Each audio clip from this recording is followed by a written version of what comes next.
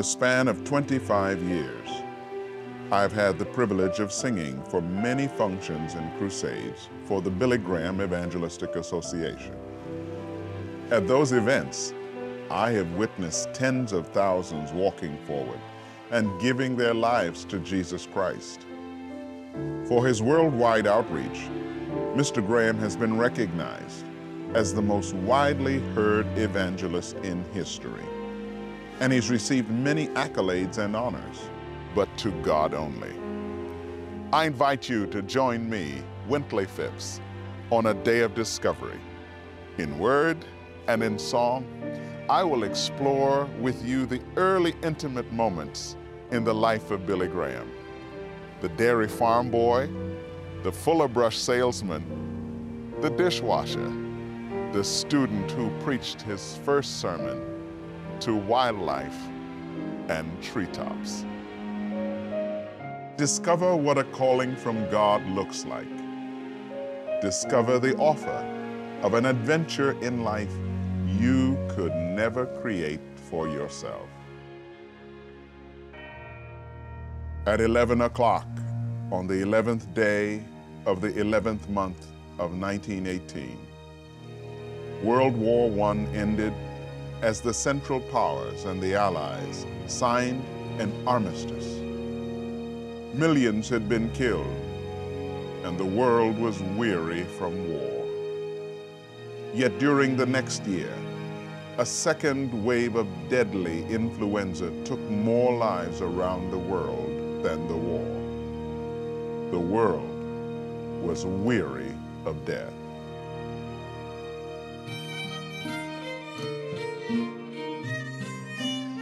Born William Franklin Graham on November 17, 1918. He was the firstborn of dairy farmer William Graham and his wife Morrow in Point Road near Charlotte, North Carolina.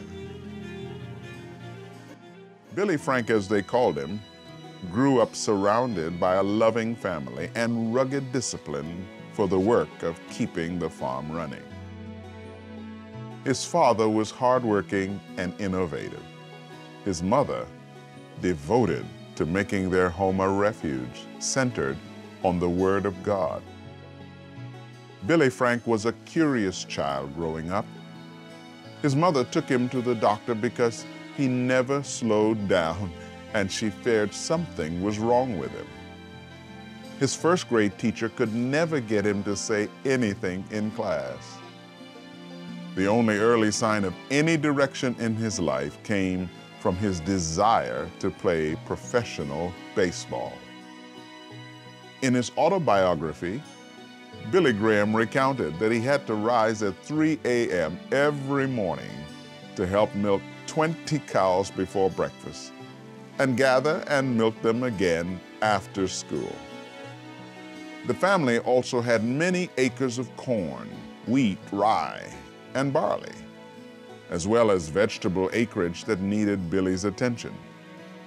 Billy said, "I was taught that laziness was one of the worst evils and that there was dignity and honor in labor." And during the Great Depression as a young teen, Billy said, growing up in those years taught us the value of nickels and dimes. When he had some downtime during a rain or in the quiet evening, Billy Frank said, "I like to sneak away into the hay barn and lie on a sweet-smelling and slippery pile of straw, listening to the raindrops hit the tin roof and dreaming." It was a sanctuary that helped shape my character. Imagine it with me. A farm boy slips away for some time alone, a quiet break from the day's labor to think about life. No TV, certainly, no internet or electronics. Solitude has its place and power in our lives. Though raised in a religious family that read the Bible together, Billy still had a lingering uncertainty about God. He put it this way: As a teenager, a family Bible reading, praying, psalm singing, and church going, all these had left me restless and resentful. I had even tried guiltily to think of ways of getting out of all those activities as much as I could. In a word, I was spiritually dead. 1934 would be a significant year for 16-year-old Billy and his family. During the Depression, a spiritual apathy had settled into the Charlotte area. Billy's father and several local Christian businessmen decided to invite a well-known Southern evangelist named Mordecai Ham to hold a revival. Mr. Graham invited the men to pray in one of his pastures, while Mrs. Graham held an all-day prayer meeting in her home for the women. Vernon Patterson, one of the men who led the prayer meeting in the pasture, prayed that out of Charlotte, the Lord would raise up someone to preach the gospel to the ends of the earth. William and Morrow had their 16-year-old son Billy in their prayers, that he would attend. And Billy Frank must have been the last person on their mind when they prayed for God to call a world evangelist from among them. Billy did not want to attend the meetings, but his friend Albert McMacken, who was about the same age as Billy, knew that Billy Frank would go to the crusades with him if he let Billy drive his vegetable truck. And as Billy tells it, Albert added the incentive of letting me drive his old vegetable truck into town for the meeting, loaded with as many folks, white and black, as he could get to go along. In the midst of the revival meetings, Billy found his heart in turmoil. He went home one night and thought deeply in his bedroom. Billy said of that time, "What I needed to know for certain was that I was right with God. I could not help but to admit to myself that I was purposeless and empty-hearted." And that night, he knelt by his bedside to make it right with God. A community's prayer and a caring friend with a vegetable truck brought us Bili Gream as much as evangelist Mordecai Ham. Lesson 1, on a calling from God, he can use anyone, and no one can find God alone.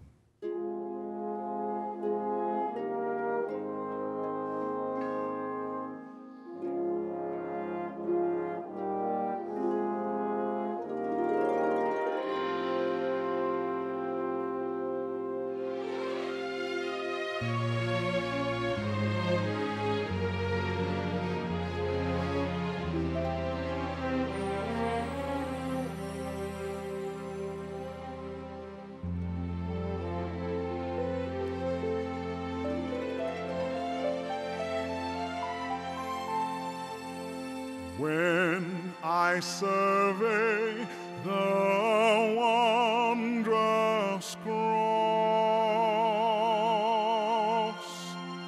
on which the Prince of Glory died, my richest gain I count but loss, and pour content on all my pride.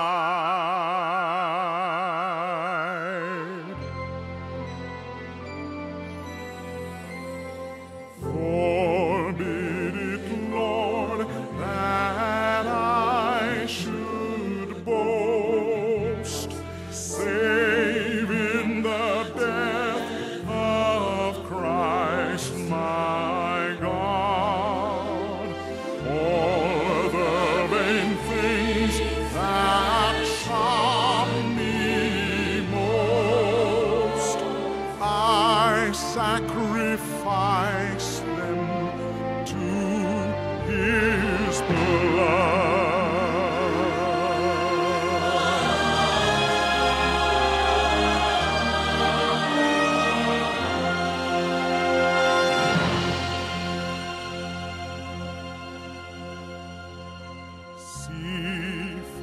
his head, his hands, his feet. Sorrow and love flow mingled down. It is such love and sorrow meet, or thorns compose so rich a crown.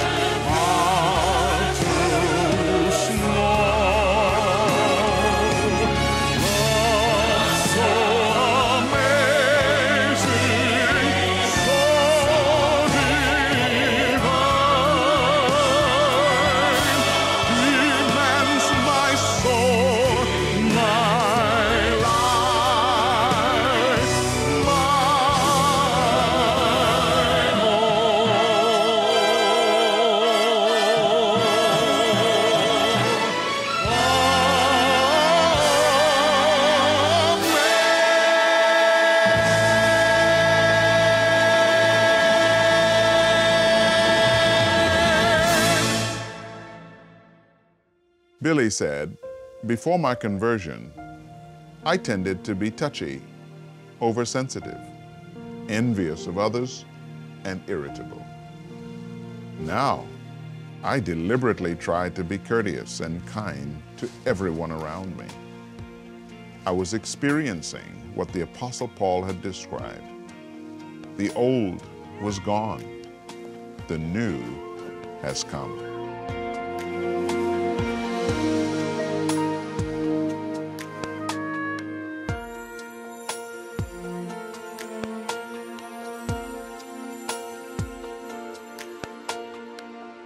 I believe for every drop of rain that falls, a flower grows. I believe that somewhere in the darkest night, a candle glows. I believe for everyone who goes astray, someone will come to show the way. I believe,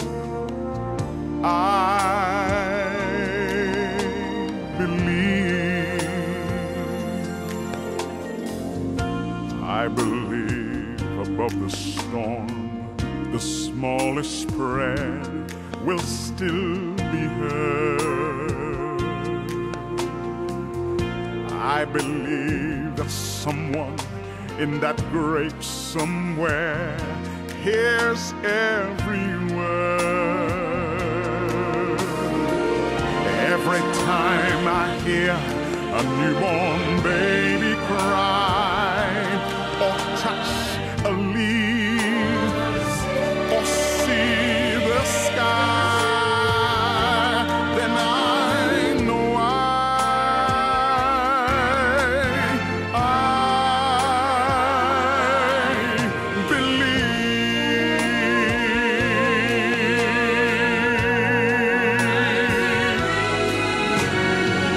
I believe above the storm, the smallest prayer will still be heard. I believe that someone in that great somewhere hears every word. Every time I hear a newborn baby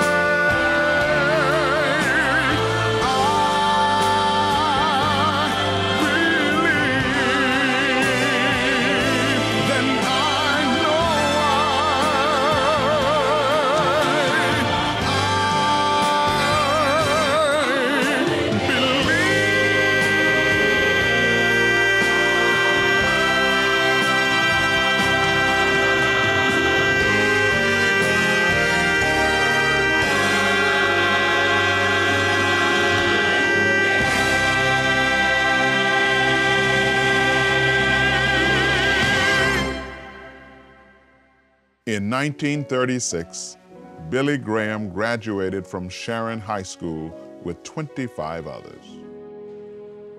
At the invitation of a friend, Bili became a fuller brush salesman.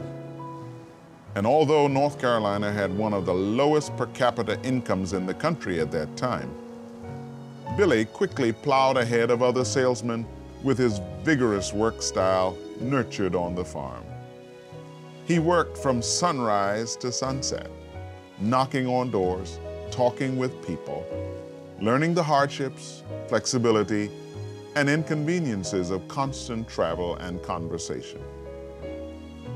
Bili said of that summer, "Selling fuller brushes taught me a lot about myself, about human nature, and about communicating a message to people, even if I had to talk my way in and out of all kinds of situations." Our second observation of a calling from God: He will take you as you are and begin to prepare you in the life and world you live in. Why should I feel discouraged? Why should the shadows come? Why should my heart feel lonely and long for heaven and home, when Jesus is my portion, my constant friend is He. His eye is on the sparrow, and I know He watches me.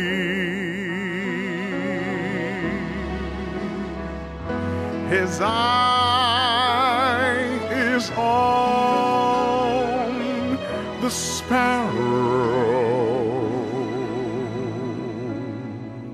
and I know He watches me. I sing because I'm happy. Yes, I sing because I'm free. For His eye is on the sparrow, and I know He watches over me. His eye is on the sparrow,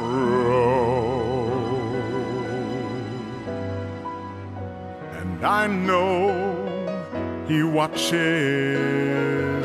I know He's watching over me. I know He's watching over me.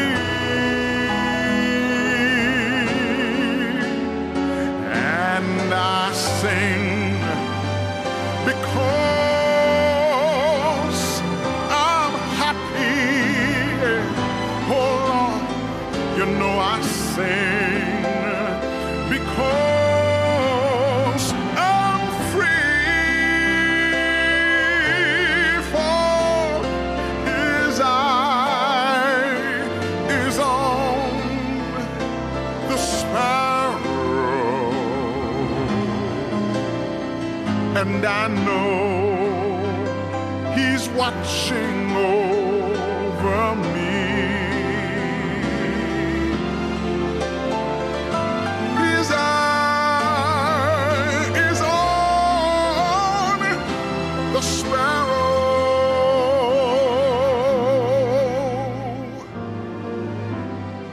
I know watching over me.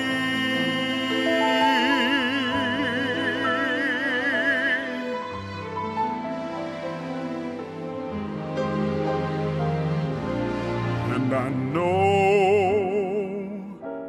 He's watching over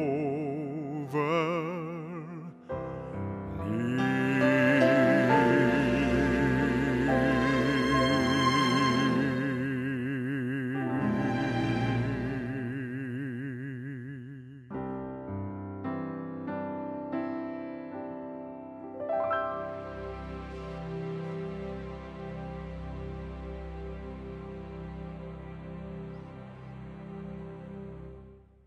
In the fall of 1936, Billy Frank entered a Christian college in Tennessee. But in spite of growing passion for Jesus, his aimlessness still haunted him. As that first semester wound down, he wrote to his mother, "I know that I know Jesus Christ, but I've lost my feeling. I can't seem to get anywhere in prayer. I don't feel anything." Ever been there? She wrote back to him great words of wisdom. God is testing you. He tells us to walk not by feeling, but by faith. And when you don't feel anything, God may be closer to you than ever before. Through the darkness and through the fog, put your hand up by faith. You'll sense the touch of God. In that time of doubt and uncertainty, Billy raised his hand.